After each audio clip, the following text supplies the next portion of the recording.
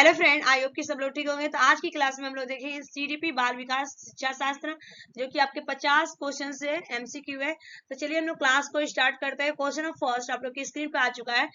पहला क्वेश्चन आपका है कि परिवार एक साधन है, तो परिवार किस तरह का साधन है? तो राइट आंसर होगा आपका अनौपचारिक शिक्षा। ठीक है, अनौपचारिक शिक्षा इनफॉर्मेशन एजुकेशन है। तो राइट आंसर क्या होगा? ए इज द करेक्ट आंसर होगा इस क्वेश्चन का। नेक्स्ट क्वेश्चन का आंसर देगा, मानसिक विकास को प्रभावित करने वाले कारक बताइएगा। मानसिक विकास को प्रभावित करने वाले कारक कौन कौन से हैं? तो आंसर देखिए, अगर मैं बात करूं तो वंशानुक्रम बिल्कुल सही है, परिवार का वातावरण ये भी सही है, परिवार की सामाजिक स्थिति बिल्कुल सही है। तो राइट आंसर होगा उपयोग सभी। D is the correct answer होगा इस क्वेश्चन का। नेक्स्ट क्वेश्चन का आंसर दीजिएगा, विकास में वृद्धि से तात्पर्य बताइएगा कि विकास में वृद्धि से क्या तात्पर्य है? तो विकास में जो वृद्धि से तात्पर्य है, यहाँ पे आंसर होगा आपका आकार, सोच, समझ, कौशलों में वृद्धि। ठीक है, आकार, सोच, समझ, कौशलों में वृद्धि।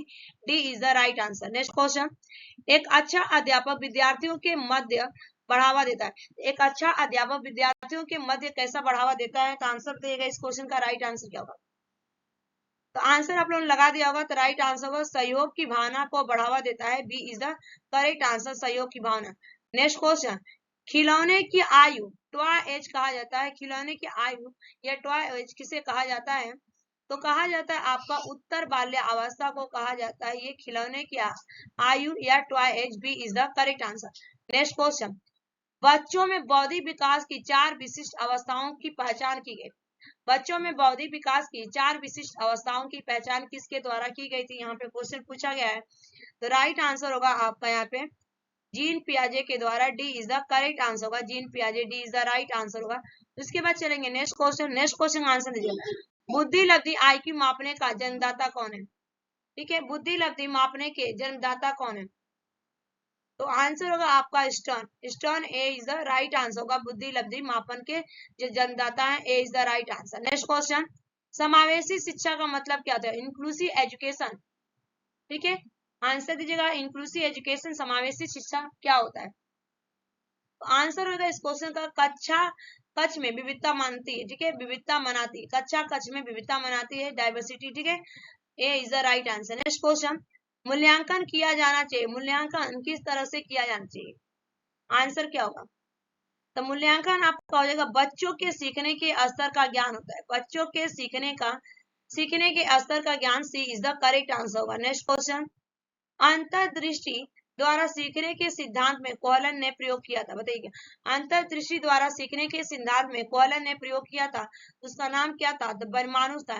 किस पे प्रयोग किया था? बर्मानुस। उस बर्मानुस का नाम था, चिंपांजी का नाम था सुल्तान। नाम क्या था आपका? सुल्तान नाम था।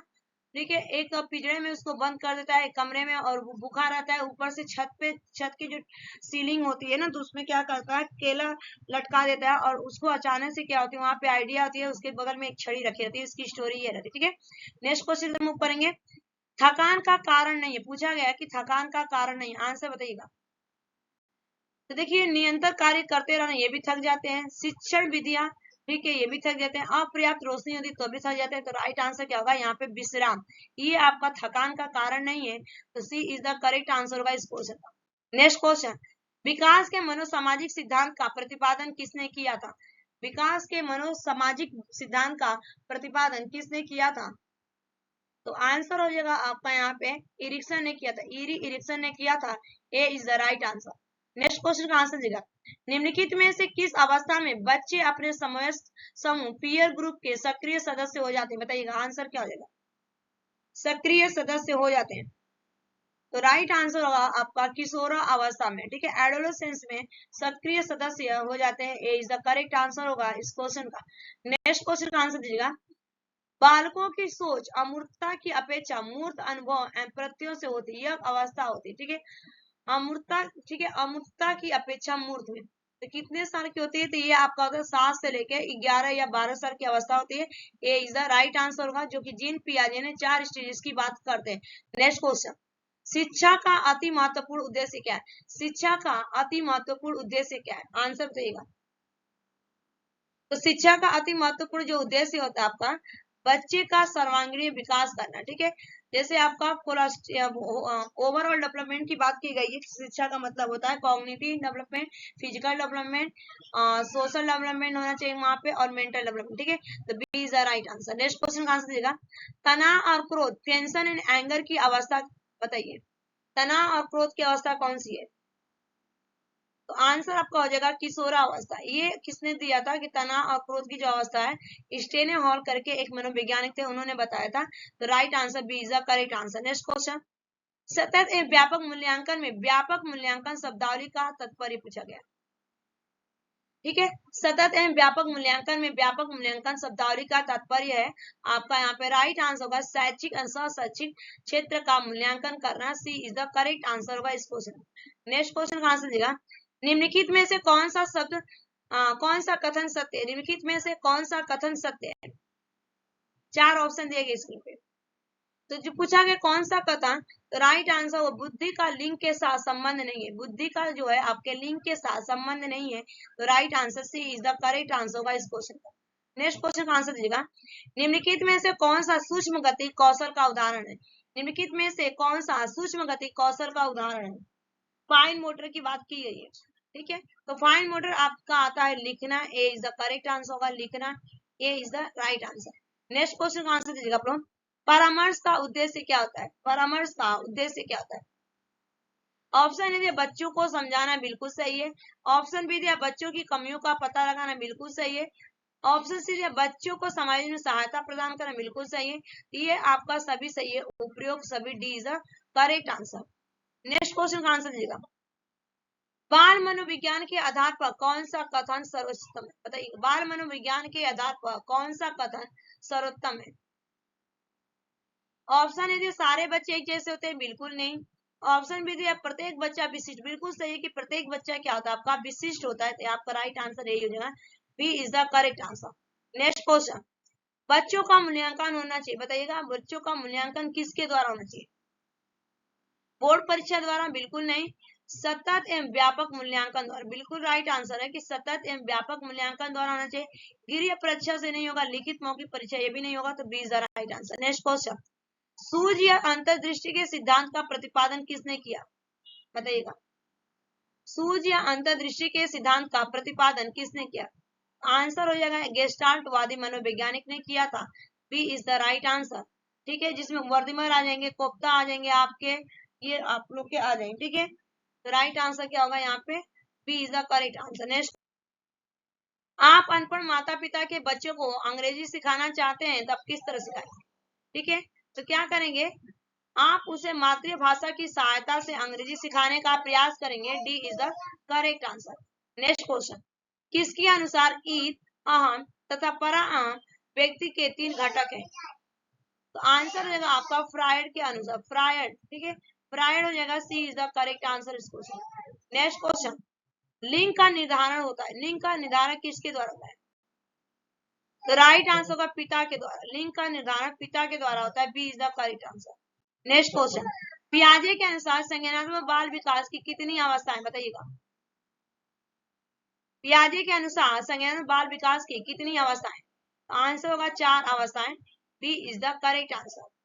नेक्स्ट क्वेश्चन का आंसर देगा, एक बालक जिसकी बुद्धि लब्धि 105 है, उसे वर्गीकृत किया जाएगा, किसमें किया जाएगा? 105 है। राइट आंसर क्या होगा? सामान्य से अधिक बुद्धि, ठीक है, सामान्य से अधिक हो जाएगा आपका। B is the correct answer.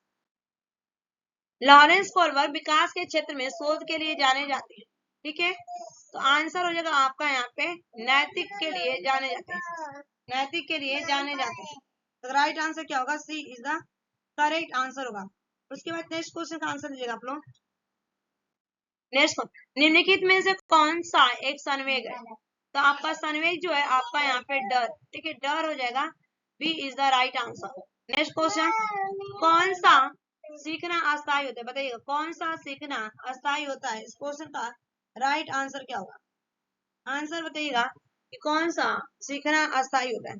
तो राइट आंसर होगा आपका समझ कर सीखना, ठीक है, C is the correct answer. Next question का आंसर दीजिएगा आप लोग, ठीक है। नेक्स्ट क्वेश्चन का, बालक का विकास परिणाम है, आंसर क्या होगा? तो बालक का जो विकास होता है वंशानुक्रम तथा वातावरण की अंत प्रक्रिया के द्वारा होता है। हेरिडिटी एंड एनवायरमेंट की बात की गई है। 50-50 का रोल होता है, 50x50 का रोल होता है, ये 50-50 का होता है। तो राइट आंसर क्या होगा? C is the correct answer. Next question, बुद्धि के द्विखंड सिद्धांत का प्रतिपादन किसने किया? द्विखंड, ठीक है। तो राइट आंसर होगा यहाँ पे स्पीयरमैन ने किया था, ठीक है। स्पेसिफाई का और जनरल फैक्टर, ठीक है। तो right answer A is the correct answer. Next question, शिक्षा में फ्रोबेल का महत्वपूर्ण योगदान था डैश का विकास था, बताइएगा। आंसर होगा आपका kindergarten. Kindergarten C is the correct answer. Next question, सीखने का क्लासिकल कंडीशनिंग सिद्धांत प्रतिपादित किया था। सीखने का क्लासिकल कंडीशनिंग सिद्धांत प्रतिपादित किया गया था। तो आंसर होगा पावलोव। पावलोव के द्वारा किया गया था। B is the correct answer. Next question, निम्नलिखित में सृजनशीलता का निम्नलिखित में सृजनशीलता का प्रमुख तत्व क्या नहीं है? नहीं पूछा गया। तो देखिए आपका मौलिकता भी है, धारा प्रवाहिता है, लचीलापन है, लेकिन आपका अनुशासन ही नहीं है, ठीक है। अनुशासन नहीं होगा। B is the right answer. Next question, सीखने के प्रयास और भूत सिद्धांत के प्रतिपादन क्या है? किसने प्रतिपादन किया? तो आंसर होगा आपका यहाँ पे थॉर्नडाइक ने दिया था। B is the correct answer, Thorndike. Next यहाँ पे पूछा गया आपका कि सामाजिक अधिगम आरंभ होता है। तो सामाजिक अधिगम किससे आरंभ होता है? आंसर होगा आपका संपर्क से, ठीक है। संपर्क से हो जाएगा, समाज से। सी, जब समाज के संपर्क में आते हैं तो हम सामाजिक अधिगम सीखते हैं। तो C is the right answer. Next question, प्रयास एवं त्रुटि का अधिगम सिद्धांत निम्न में से किसके द्वारा दिया गया? ठीक है, तो ये आपका थॉर्नडाइक के द्वारा दिया गया है। A is the correct answer, जो कि बिल्ली पर इन्होंने प्रयोग किया था। नेक्स्ट क्वेश्चन, निःशुल्क अनिवार्य शिक्षा का अधिकार अधिनियम कितने वर्ष के बच्चे के लिए लागू है?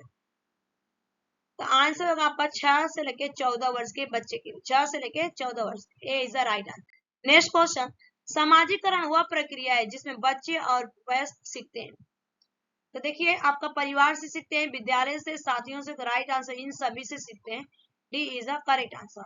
नेक्स्ट क्वेश्चन, बच्चे के विकास के शीर्ष सिद्धांत के अनुसार निम्न में से सत्य कथन बताइए। तो राइट आंसर, विकास शीर्ष से पैर की ओर होता है। विकास क्या होता है? शीर्ष से पैर की ओर होता है।